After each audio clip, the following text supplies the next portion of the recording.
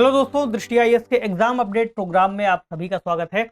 हमने देखा कि आज यूपीएससी का 2023 की प्रारंभिक परीक्षा के लिए नोटिफिकेशन जारी हो गया है। इस नोटिफिकेशन के जारी होने के साथ ही कई सारे विद्यार्थियों की जो तैयारी है उसमें तेजी आने वाली है। निश्चित तौर पर तैयारी में तेजी इस वजह से भी आ सकती है क्योंकि नोटिफिकेशन आने का मतलब है कि अब आप लोग फॉर्म जाकर के भर सकते हैं और जो एग्जाम होने वाला है 28 मई को, उसके लिए आप फिर फॉर्म भरने के बाद परीक्षा केंद्र पर जाकर के परीक्षा दे सकते हैं, क्योंकि तब तक आपको आपका जो एडमिट कार्ड है वो मिल चुका होगा। बहरहाल परीक्षा में आपको लॉगिन करने से पहले या परीक्षा के लिए फॉर्म भरने से पहले इसके नोटिफिकेशन को एक बार जरूर से देखना चाहिए, क्योंकि इसमें बहुत सारी नई बातें हमें जानने को मिल सकती हैं। इसके अलावा इस वर्ष के लिए सरकार ने क्या नियम तय किए हैं या कहें यूपीएससी ने क्या नियम तय किए हैं वो इसमें क्लियरली लिखा होगा। अगर कहीं पर भी कुछ भी बदलाव हुए होंगे विगत वर्षों की परीक्षाओं के हिसाब से तो वो हमें यहाँ पर मिल जाएगा। इसके अलावा हम ये भी जान पाएंगे कि जो परीक्षा के लिए तारीख तय की गई है उसमें आवेदन करने की क्या तारीख है, आवेदन ना करने की या आवेदन जो किए जाने हैं उनकी अंतिम तारीख क्या होगी, कितनी वैकेंसी लाई गई है और भी क्या क्या नई बातें हैं। तो शुरुआत करेंगे इसी से।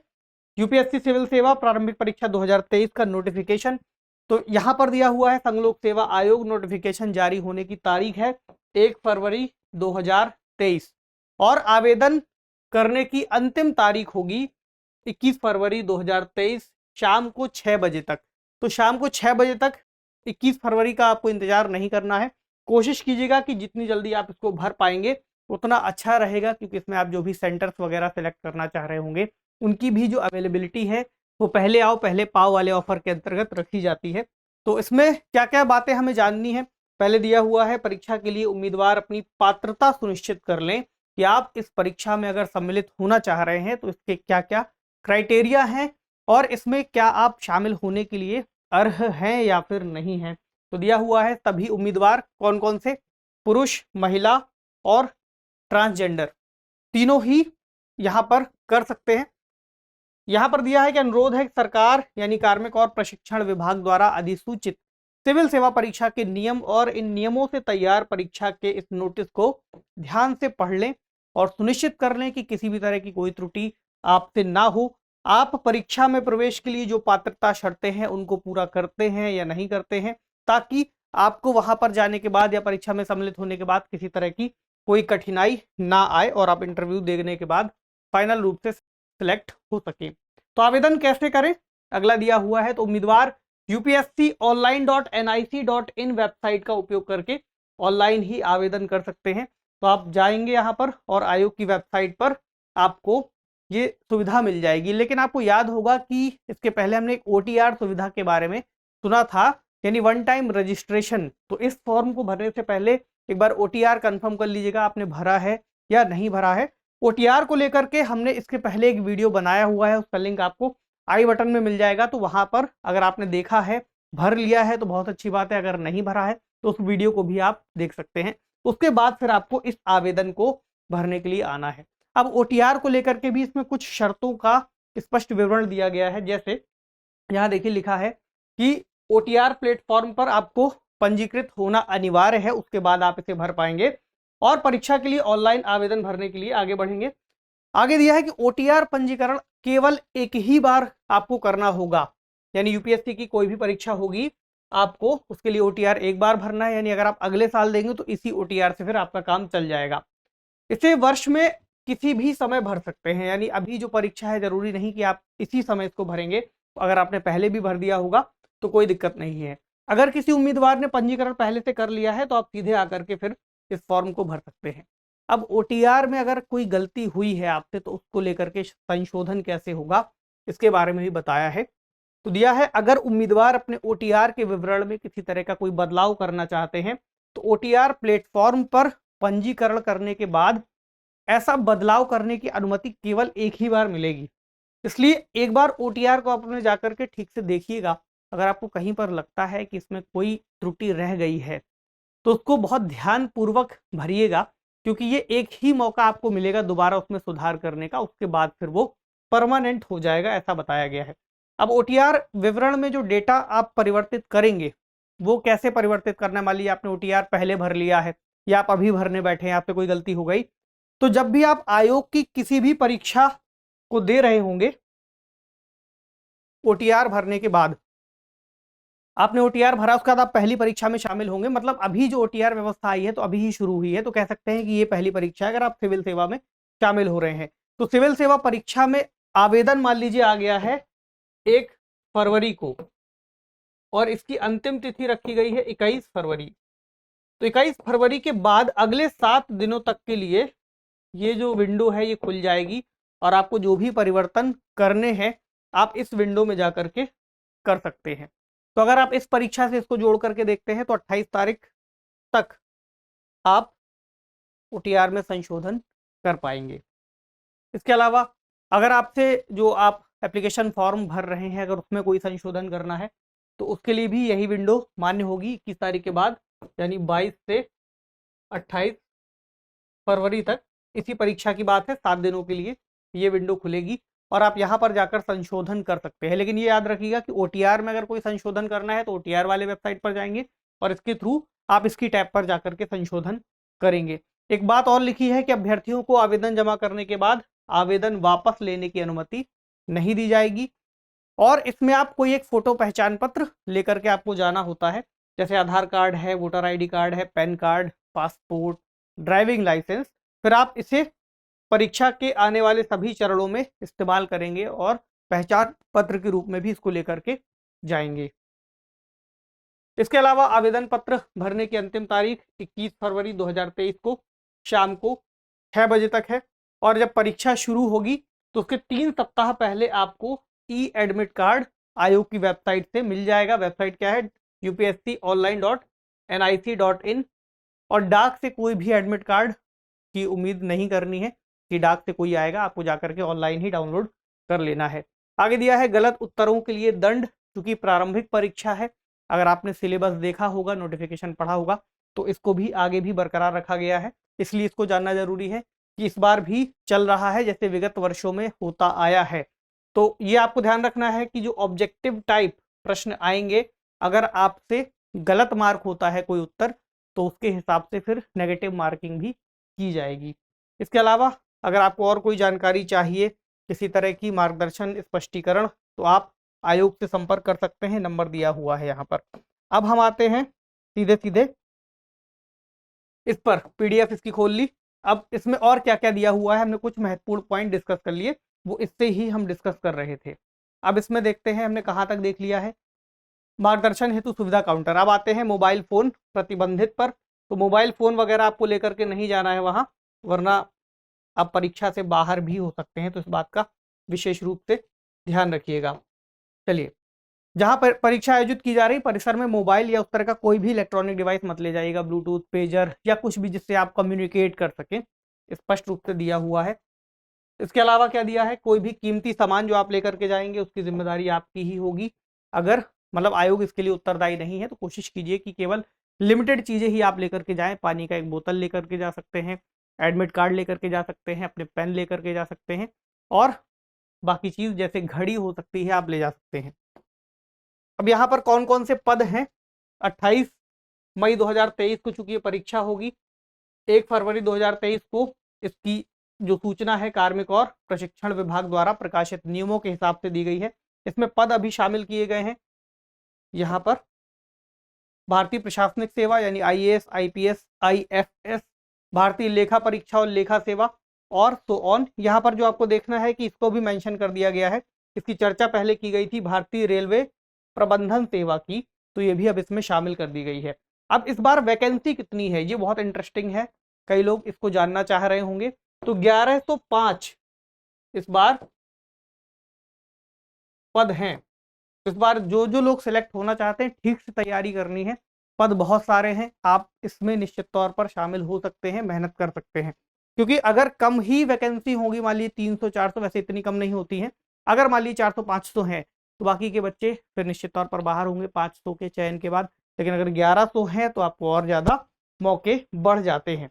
अब इसमें एक बात और शामिल की गई है कि जो बेरोजगार लोग हैं उनको ध्यान में रखते हुए ये तय किया गया है कि ऐसे लोग जो इंटरव्यू तक पहुंचते हैं उनके अंकों को फिर सार्वजनिक कर दिया जाएगा, अगर वे ऐसा विकल्प चुनते हैं, वो इस बात की परमिशन देते हैं कि उनके आगे जो नंबर्स हैं वो सार्वजनिक किए जाए, सरकार ऐसा कर सकती है। दिया है बेरोजगार व्यक्तियों को रोजगार के अधिक अवसर उपलब्ध कराने के उद्देश्य से सरकार ने निर्णय लिया है कि आयोग उम्मीदवारों के प्राप्तांक, लिखित परीक्षा के और साक्षात्कार के ये सार्वजनिक पोर्टल के माध्यम से सार्वजनिक कर देंगे। तो इस घोषणा से फायदा क्या होगा कि जो भी अन्य संस्थाएं हैं, सार्वजनिक या निजी क्षेत्र की भर्ती एजेंसियां, वो इनका उपयोग कर सकते हैं। तो ऐसा ही वही लोग इसमें शामिल होंगे जो फाइनली सिलेक्ट नहीं हुए हैं और इंटरव्यू के दौरान उन्होंने इसको ऑप्ट किया है, उस समय उन्हें एक विकल्प मिलेगा कि वो अगर इसको चुनना चाहें तो चुन सकते हैं। जो लोग ऐसा नहीं करेंगे फिर उनका कोई भी मार्क या उनसे संबंधित जानकारी आयोग अपने सार्वजनिक पोर्टल पर नहीं डालेगा।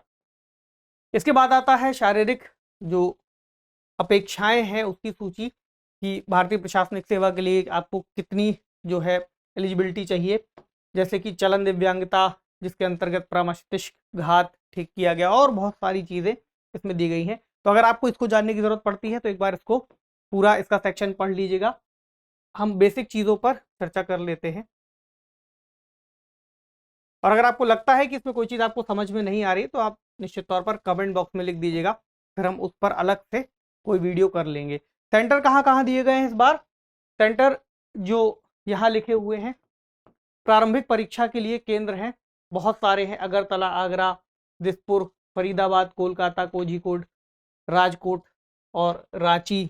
इसके अलावा ये पूरी सूची है। इसमें आप देख लीजिएगा आपका शहर जो भी हो, जो भी आपके नज़दीक पड़े, अगर आप उसी शहर में रहते हैं तो बहुत अच्छी बात है। अगर आसपास भी है तो जो क्षेत्र आपके शहर से, आपके रहने के स्थान से नज़दीक है उसे आप सिलेक्ट कर सकते हैं।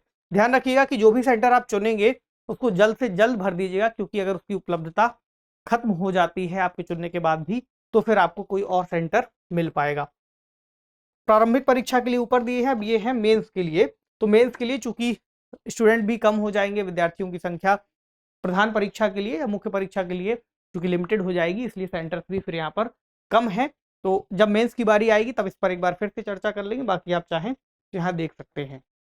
तो वही यहाँ लिखा हुआ है, पहले आवेदन पहले आवंटन के आधार पर ही ये मिलने वाले हैं, इसलिए कहा गया है कि बहुत लेट आपको नहीं करना है। अब परीक्षा की योजना के बारे में आप लोग जानते हैं। परीक्षा की दो अवस्थाएं हैं, प्रारंभिक परीक्षा, मुख्य परीक्षा और फिर अंत में इंटरव्यू। तो प्रधान परीक्षा के लिए यानी कि मेंस के लिए जो लोग चयनित होने वाले हैं वो कहाँ से आएंगे? वो आएंगे प्री से, ठीक। फिर इंटरव्यू के लिए जो लोग आएंगे वो आएंगे मेन से। सीधा सीधा वही यहाँ पर दिया हुआ है। तो विभिन्न सेवाओं और पदों में भर्ती के लिए उम्मीदवारों का चयन सिविल सेवा प्रधान परीक्षा, लिखित तथा साक्षात्कार के आधार पर होगा। यानी कि जो प्रारंभिक परीक्षा है वो केवल आपको मुख्य परीक्षा और इंटरव्यू तक पहुंचाने का माध्यम है, यानी जो आपका अंतिम रूप से चयन होने वाला है वो इन दोनों ही स्टेजेस पर प्राप्त किए हुए अंकों के आधार पर होगा, वो यहाँ पर लिख दिया गया है। आगे अगला दिया हुआ है पात्रता की शर्तें, जिसमें राष्ट्रीयता एक प्रमुख आधार है।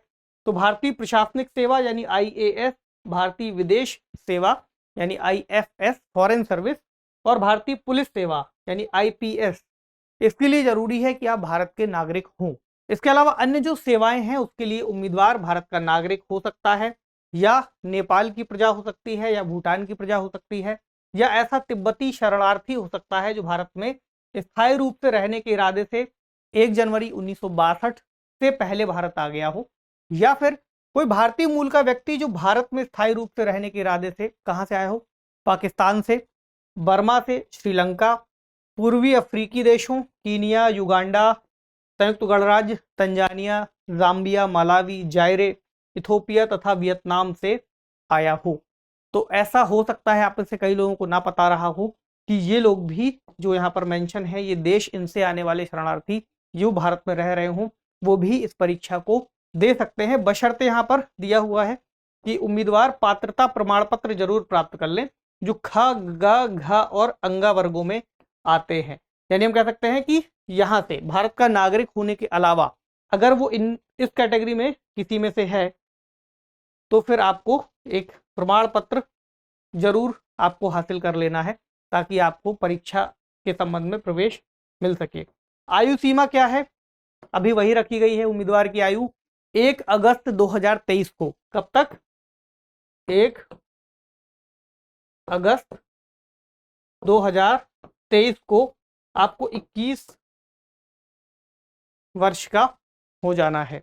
लेकिन एज 32 वर्ष से ज़्यादा नहीं होनी चाहिए, तो हम सीधे सीधे कह सकते हैं कि 21 वर्ष से 32 वर्ष तक। अब आयु अगर इससे ज़्यादा हो रही है तो छूट मिल सकती है, लेकिन छूट के भी क्राइटेरिया दिए गए हैं। अगर उम्मीदवार एससी या एसटी कैटेगरी से हैं तो अधिकतम 5 वर्ष, अगर ओबीसी कैटेगरी से हैं यानी अन्य पिछड़ा वर्ग तो अधिकतम 3 वर्ष तक का उन्हें मिल सकता है। इसके अलावा कुछ और कैटेगरीज भी हैं जिसके आधार पर रिलैक्सेशन मिल सकता है अगर आप इनके अलावा किसी में से आते हैं, जैसे किसी दूसरे देश के साथ संघर्ष में या किसी अशांतिग्रस्त क्षेत्र में फौजी कार्रवाई के दौरान दिव्यांग हुए हैं, उसकी वजह से सेवा से हटाए गए हैं, तो ऐसे रक्षा कर्मियों को अधिक से अधिक 3 वर्ष मिल सकता है। इसके अलावा भूतपूर्व सैनिकों और भी बहुत सारी चीज़ें इसमें शामिल की गई हैं। ऐसे लोग भी हैं जो कदाचार या क्षमता के आधार पर बर्खास्त न हुए हों, तो वो लोग इसमें आ सकते हैं। सैनिक सेवा से हुई शारीरिक अपंगता या असशक्तता के कारण जो भी सेवा से हटे होंगे। और भी इसकी सूची है, अगर आप देखना चाहें देख लीजिएगा, हम आगे इसमें बात करते हैं। इससे जुड़ा हुआ अगर आपको कोई भी पत्राचार करना है तो उसके लिए इस तरह से आपको ये डॉक्यूमेंट्स अपने पास रखने हैं। अब शैक्षिक योग्यता क्या रखी गई है जो इसके पहले थी, यानी क्या होना चाहिए, किसी विश्वविद्यालय द्वारा या विश्वविद्यालय अनुदान आयोग अधिनियम 1956 के खंड 3 के अधीन जो भी विश्वविद्यालय है उनके रूप में मानी गई किसी अन्य शिक्षा संस्था से प्राप्त की हुई स्नातक या समकक्ष डिग्री, यानी अगर आप ग्रेजुएट हैं तो भर सकते हैं।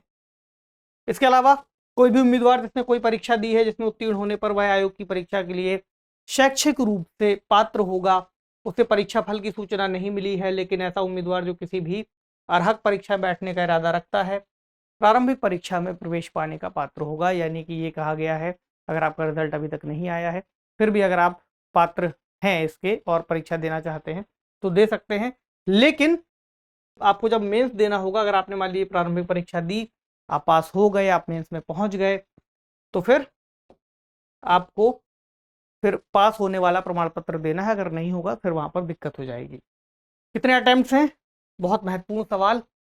तो इस परीक्षा में बैठने वाले प्रत्येक उम्मीदवार को जो पात्र है 6 अटेम्प्ट्स मिल जाएंगे अभी तक की तरह।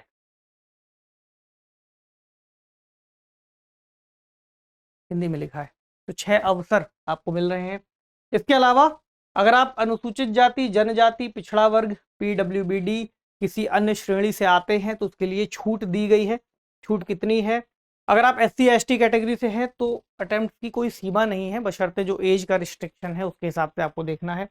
अन्य पिछड़ा वर्ग में कितनी है, 9 अटेम्प्ट हैं। पीडब्ल्यूबीडी में आपको 9 अटेम्प्ट दिए गए हैं, ठीक है। यानी सामान्य, ईडब्ल्यूएस और अन्य पिछड़ा वर्ग के लिए 9 अटेम्प्ट हैं पीडब्ल्यूबीडी कैटेगरी में। और अगर आप अनुसूचित जाति या अनुसूचित जनजाति से आते हैं कोई सीमा नहीं है, लगभग वही बात है अगर आप यहाँ भी हो या यहाँ भी हो, ठीक है। हाँ, इसमें प्रतिबंध की बात दी गई है। परीक्षा के लिए आवेदन करने पर प्रतिबंध, मतलब ये कहा गया अगर आप पहले से आईएएस या आईएफएस में सिलेक्ट हो गए हैं और आप फिर से इस परीक्षा को दे रहे हैं तो फिर दिक्कत होगी, आप परीक्षा में नहीं बैठ सकेंगे। इसके अलावा अगर मान लीजिए आपका रिजल्ट आना है, आपने फिर से परीक्षा दी, आपका रिजल्ट आ गया और आप फिर से आईएएस या आईएफएस में सिलेक्ट हो गए तो फिर आप इस बार की परीक्षा के लिए योग्य नहीं होंगे, बशर्ते कि आप उस सर्विस में बने रहते हैं। इसी तरह से आईपीएस के लिए दिया हुआ है कि अगर आप आईपीएस में हैं तो दोबारा से भारतीय पुलिस सेवा का आप विकल्प चुनने के लिए पात्र नहीं होंगे। हाँ, इसके ऊपर आप चुन सकते हैं। इसके बाद चिकित्सा एवं शारीरिक मानक दिए हुए हैं। सिविल सेवा परीक्षा 2023 में प्रवेश के लिए आपको 1 फरवरी 2023 के भारत के राजपत्र में प्रकाशित परीक्षा की नियमावली के नियम 18 और परिशिष्ट 3 में दिए गए शारीरिक परीक्षा के बारे में जो नियम है या विनियम है उसके हिसाब से शारीरिक रूप से स्वस्थ होना चाहिए। फीस कितनी ली जा रही है इस बार भी पहले की तरह 100 रुपये। किन्हें किन्हें 100 रुपये भी नहीं देने हैं, तो अनुसूचित जाति, अनुसूचित जनजाति, महिलाएं और बेंचमार्क दिव्यांग व्यक्तियों के लोगों को यहाँ पर छूट दी गई। इसके अलावा जो लोग भी आते हैं उनको 100 रुपए का फिर यहाँ पर शुल्क देना होगा। और आप नेट बैंकिंग का भी इस्तेमाल कर सकते हैं, यूपीआई का इस्तेमाल करके भी भुगतान कर सकते हैं। भुगतान भी टाइम से कर देना है आपको, अदरवाइज फिर डिले ना हो, किसी तरह की कोई दिक्कत ना हो। आवेदन कैसे करना है? upsconline.nic वेबसाइट का प्रयोग करके आपको आवेदन कर देना है। ये वही बातें हैं जो हमने शुरू में डिस्कस कर ली हैं। तो अब आते हैं परीक्षा योजना पर। इस प्रतियोगिता परीक्षा के 2 चरण है, जैसा हमने डिस्कस किया कि प्रारंभिक में भी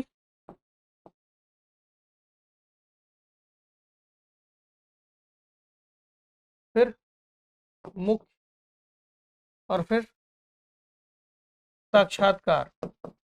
प्रारंभिक के जरिए आप यहाँ पहुंचते हैं। अब आपको प्रारंभिक परीक्षा में 2 प्रश्न पत्र सॉल्व करने होते हैं, यानी पहला है जीएस पेपर, हम उसको बोलते हैं। दूसरा है CSAT, civil service aptitude test बोल सकते हैं। तो इसमें 100 प्रश्न आने हैं, 200 अंक।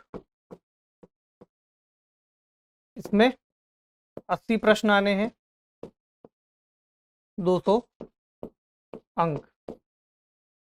ठीक है, यानी टोटल 400 अंक होने वाले हैं। जो ये जीएस का पेपर है इससे मेरिट बनेगी। सीसैट को आपको क्वालिफाई करना है, लेकिन अगर आप इसे क्वालिफाई नहीं कर पाते हैं फिर आपको इस परीक्षा में क्वालिफाई नहीं माना जाएगा। अगर किसी तरह का आपसे, हमने जो शुरुआत में बात की थी माइनस मार्किंग की, तो एक गलत उत्तर देने पर 1/3 अंक दंड के रूप में आपका काटा जाएगा, यानी 0.33 इतना अंक आपको दंड के लिए काट लिया जाएगा। और जो आपको जिस पेपर में, यानी जीएस पेपर 2 में, जिसे हम सीसैट कह रहे हैं, उसमें पासिंग के लिए 33% नंबर केवल लाने हैं और आप इसमें फिर पास हो जाएंगे। और जो मेरिट बनेगी फिर इसके हिसाब से बनेगी। ये भी ध्यान रखना है, अगर आप 1 से ज़्यादा उत्तरों को मार्क कर देते हैं तो भी वो फिर नकारात्मक अंक के अंतर्गत ही आएगा, यानी उसको गलत उत्तर ही माना जाएगा। लेकिन अगर आपने किसी विकल्प को मार्क करते समय खाली छोड़ दिया है, यानी आपने कोई भी उत्तर नहीं दिया है, तो फिर वहां पर आपसे नकारात्मक उसको नहीं माना जाएगा, उसका कोई भी दंड नहीं होगा। तो इसके बाद प्रारंभिक तथा मेंस की, यानी प्रारंभिक तथा प्रधान परीक्षा की रूपरेखा दी गई है। प्रारंभिक परीक्षा में 2 अनिवार्य प्रश्न, अभी हमने चर्चा कर ली, वो सारी बातें फिर से लिखी हुई हैं। और अगर आप मेंस का देखेंगे तो मेंस में प्रश्न पत्र का कौन सा है, 300 अंक का होगा। और प्रश्न पत्र खा 2 यहाँ पर हैं जो कि अर्हक के स्तर पर रखे गए हैं, यानी इसमें आपको केवल पासिंग मार्क्स लाने हैं। उसी तरह जैसे हमने पीछे देखा, यहाँ पर 300 अंक के हैं। एक तो अंग्रेजी का है और दूसरा संविधान की 8वीं अनुसूची में शामिल किसी एक भाषा के आधार पर है। फिर आएगा प्रश्न पत्र 1 जो कि निबंध का होगा, 250 अंक। प्रश्न पत्र 2 जो कि सामान्य अध्ययन के 4 पेपर जो हम लोग बेसिकली समझते हैं, वो प्रश्न पत्र 2 के हिसाब से लिखते हैं, क्योंकि पहला पेपर निबंध का होता है। तो GS paper 1, GS paper 2, GS paper 3 और जीएस पेपर 4। लेकिन यहाँ पर दूसरा, तीसरा, चौथा और 5वां पेपर ये होगा 250 अंकों के, ये सभी रहने वाले हैं। उसके बाद प्रश्न पत्र जो 6ठा है, वहां पर आपसे ऑप्शनल की डिमांड की गई है। ऑप्शनल आपको यहाँ पर सॉल्व करने हैं, यानी वैकल्पिक विषय प्रश्न पत्र 1 और प्रश्न पत्र 2। मान लीजिए आपका ऑप्शनल ज्योग्राफी है, तो ज्योग्राफी के में आपको 2 पेपर सॉल्व करने हैं। हिंदी साहित्य है तो यहाँ पर 2 पेपर सॉल्व करने हैं।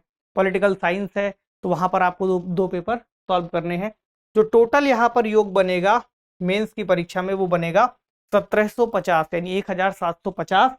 और जो इंटरव्यू के अंक हैं वो होंगे 275 अधिकतम, उसमें जो भी आप प्राप्त करेंगे। तो जो पूर्णांक आने वाला है वो है 2025 का। तो अगर आप इसमें 1000 भी ले आते हैं तो संभावना आपकी लगभग है कि आप इसमें चयनित हो जाएंगे।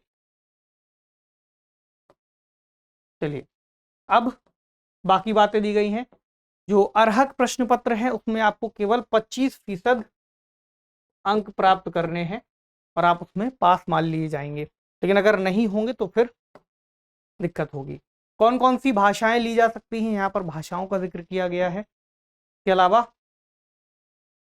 जो मेंस परीक्षा है उसमें वैकल्पिक विषय कौन कौन से हैं उनकी सूची दी हुई है। तो आप जो भी विषय चुनना चाह रहे हो एक बार इस सूची को जरूर देख लीजिएगा कि वह विषय इस सूची में शामिल है या नहीं, क्योंकि उसी के हिसाब से फिर आपको अपना ऑप्शनल विषय तैयार करना है। अगर इसमें होगा ही नहीं तो दिक्कत होगी, इसलिए उस ऑप्शनल को चुनिएगा जो आपके लिए बेहतर हो सके। चलिए, तो इन प्रश्नों में आपको लिखना होता है, इसलिए इस बात को याद रखिएगा।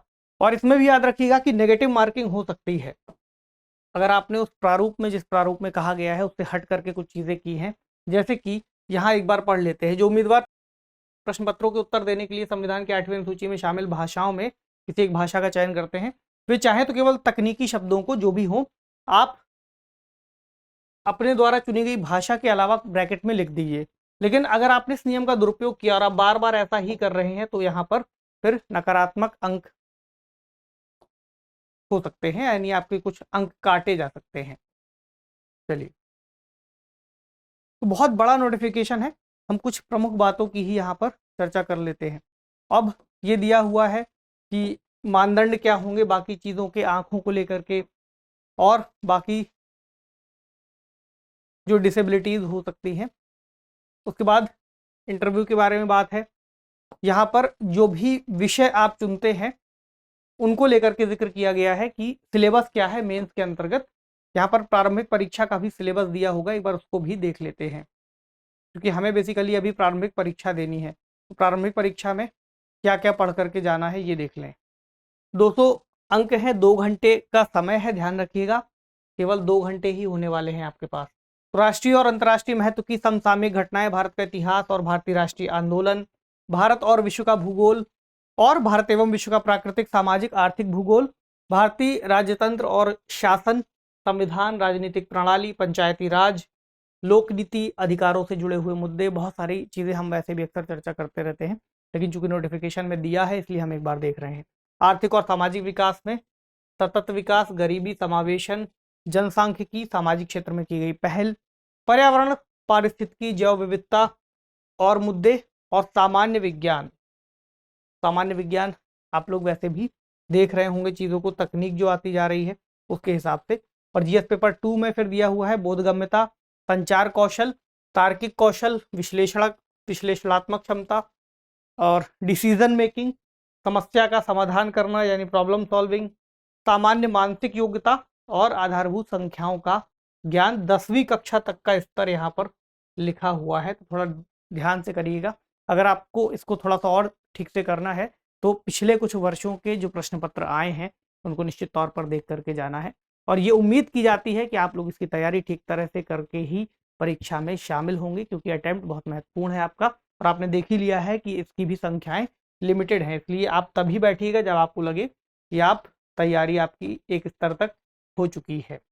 अब यहाँ पर मेंस का सिलेबस है, तो इसको देख लीजिएगा आप जब मेंस की परीक्षा देने जाएंगे, तब ये बहुत काम आने वाला है। इस बार ही इसको पूरी तरह से जारी कर दिया गया है, सब कुछ इसमें दे दिया है। बाकी फिर जो जो आप ऑप्शनल लेने वाले हैं, ऑप्शनल को लेकर के बहुत विस्तृत स्तर पर लिख दिया है कि क्या क्या चीज़ें उसमें पूछी जाएंगी आपसे, इसलिए आपको ऑप्शनल तैयार करते समय भी एक बार इसका सहारा लेना है। अलग अलग जितने भी ऑप्शनल हैं लगभग सभी ऑप्शनल के बारे में इसमें डिटेल से जानकारी दे दी गई है। तो अब अंत में यहाँ पर दिए हुए हैं कुछ विशेष अनुदेश की परीक्षा हॉल में आपको क्या क्या लाने की अनुमति होगी। जैसे आप एक क्लिपबोर्ड ले जा सकते हैं, एक हार्ड बोर्ड ले जा सकते हैं जिस पर कुछ लिखा ना हो, ठीक है, और एक बॉल पॉइंट पेन लेके जाना है काले रंग का।